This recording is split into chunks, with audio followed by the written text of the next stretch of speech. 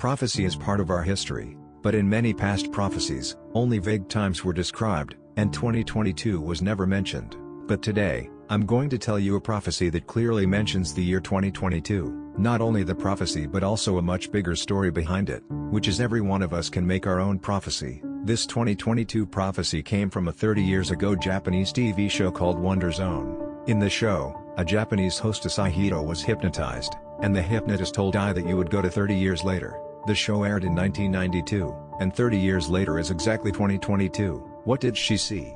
"This is Tokyo," she said, "but there are no people on the streets, and the city seems still to be running." The hypnotist asked if it was Tokyo. She replied, "I'm not sure, but it's a big city." At the time, the show speculated whether there was an earthquake in a certain city, or a world war, leaving no one in the city, but those speculations were quickly overturned. The scary thing is that from today's point of view, it makes sense that there is no one in the city, because the epidemic is still going on, and many cities locked down. Only in this way will the city be running, but there is no one on the road. Then the hypnotist guided her to a farther future. She said that there were fewer and fewer people, and she could not see the physical person at all, but she felt that everyone existed in the form of consciousness. She couldn't tell what year it was, but humans became the pure mind revolving around the earth. She also drew a picture. The circles on the outside are all people, and the middle part is the earth, like a network covering the earth. As we live today, we know the world is moving in this direction, whether the metaverse or consciousness uploading. It brings people closer and closer to becoming virtual. We can't guarantee that the show's prophecy is just a coincidence, but in the real world, the secrets of deep memory found through hypnosis are real. Through hypnosis, not only past life memories can be found, but the future can even be predicted. Brian Weiss is a very famous American psychologist, psychiatrist, and hypnotherapist. He graduated from Columbia University and received his medical PhD from Yale University. Then he came to the Mount Sinai Medical Center in Miami as director of psychoanalysis. But he became famous not for this, but for his research on reincarnation and hypnotherapy. When he was young, Dr. Weiss did not believe in reincarnation at all, but after years of psychological research and work, he came to believe that reincarnation does exist. The change happened in 1980. Dr. Weiss took in a 20-year-old female patient, Catherine, who was given a fake name because psychiatrists could not reveal the patient's privacy. Catherine has been panicking for no reason for many years. After seeing her, Dr. Weiss thought that it might be the psychological shadow of Catherine's childhood that caused her panic now, but she had forgotten it. Dr. Weiss decided to use hypnotherapy to remind her of the memory, and the doctor's persuasion would eventually solve the problem. Some particularly painful memories of humans will be hidden in the depths of the mind. Not only do not want others to know, but also do not want to remember by self. After being hypnotized, Catherine remembered how she was abused by her own father as a child. Dr. Weiss thought this is her painful memory. However, no matter how he worked, Catherine's condition still did not improve. Dr. Weiss realized this experience was not the cause of Catherine's panic, but something else. So, he began hypnosis again, trying to find Catherine's deeper memories. After the second hypnosis, Catherine began to recall some very strange things. She said that when she was a little girl, she lived in a very poor village, and one day there was a big flood that flooded the village with her, and then she died. This obviously shouldn't be her memory. It was like a dream or fantasy, but after many tests, Catherine's memory was consistent. However, she didn't remember this memory after she woke up. Catherine's condition began to improve as she recalled memories of the flood in the village. Dr. Weiss realized that the memory might be real. After Catherine, Dr. Weiss met many similar patients, all of whom recalled some ancient experience. So, Dr. Weiss set out to try to find the source of these memories. In the 80s, if a scientist talked about reincarnation and past life memory, he would be expelled from the medical world. So, Dr. Weiss wanted to prove that the memories of these patients were not reincarnation and past life memories. But then Dr. Weiss met a patient in the process of hypnosis and said something about Dr. Weiss's father that only Weiss himself knew. This event led Dr. Weiss to believe that there is some deep connection between people. However, what really made him believe in reincarnation was the next thing. Dr. Weiss had a male patient named Pedro, the business director of a company in Mexico. The company was a family business, founded by his father, and the business of the company is international trade. His brother is the current chairman and his business is in Mexico, so he lives in Mexico all year round. Pedro's business is in the United States, so he lived in the United States all year round. One day his brother died, which made Pedro deeply depressed and became very sad. So, he found Dr. Weiss for psychotherapy but found Pedro had a lot of past life memories. A memory was of a monk, forced to be separated from someone he loved. There was also a memory, he was a Spanish crew member because he could not see his family due to his long-term sailing life. He eventually died of illness on the ship.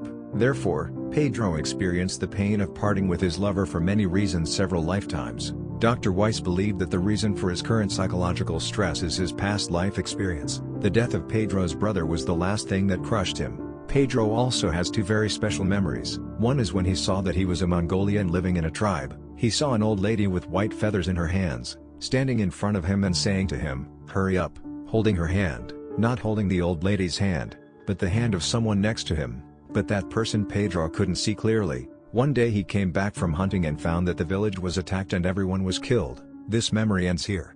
Another memory is of Pedro seeing himself being beaten by a group of Roman soldiers, and just as he was about to die, a little girl picked up his head, cried, and said things like, "Daddy, I love you." Then he died. These two memories don't look much different from other memories, and Pedro still has a tragic fate. But while Pedro was seeing a doctor, Dr. Weiss accepted another patient, Elizabeth, who is the owner of an accounting company. She has a very successful career but some unhappy love experiences. Elizabeth and her husband divorced, and then she broke up with her boyfriend, so she was hit hard. Her only support was her mother, who also died suddenly. So Elizabeth also came to see Dr. Weiss for treatment. Through hypnosis, it was found that Elizabeth also had a lot of past life memories, one of which was a boy who sneaked into the ship and died because of the sinking. There is another memory. She was a little Indian girl living in a very poor place. She died of illness before the age of 16. Among all Elizabeth's past life memories, there is a section that has attracted the attention of Dr. Weiss. She remembers being a little girl in Jerusalem and seeing a group of Roman soldiers beating her father and killing him in front of her. This memory can be matched with Pedro's memory, but they had different perspectives. One is the father and the other is the daughter. Despite this striking memory overlap, Dr. Weiss didn't tell them because of the privacy. However, Elizabeth still has a memory, which allows Dr. Weiss to basically confirm that they have some kind of mysterious relationship. That is, Elizabeth has a memory of Mongolia. She said she was a little Mongolian girl who lost her parents in the war and was adopted by an old lady who had a son. She remembered that the old lady told her son one day to hold her hand, and the old lady had a white feather in her hand. So far, they have two completely matched memories, which cannot be explained, but there are philosophical and theological explanations. The soulmates. The myth said when the Creator created human, they had two faces, 4 arms, 4 legs, and was androgynous.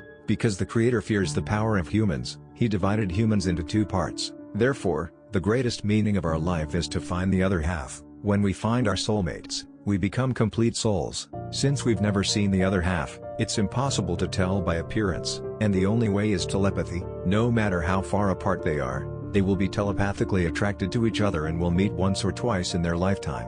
However, we can't find our soulmates among the people we pass by, so we need reincarnation to help us find once and once again. The tragedy of Pedro and Elizabeth is even Dr. Weiss confirmed that they are soulmates. He cannot tell them. But Dr. Weiss deliberately placed Elizabeth ahead of Pedro when he gave Pedro his final treatment. When Elizabeth finished her treatment, Pedro walked past her, but they passed by like strangers. Dr. Weiss was a little disappointed, but the miracle was just beginning.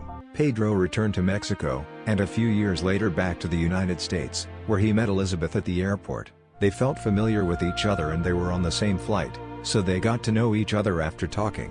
And finally, they got married.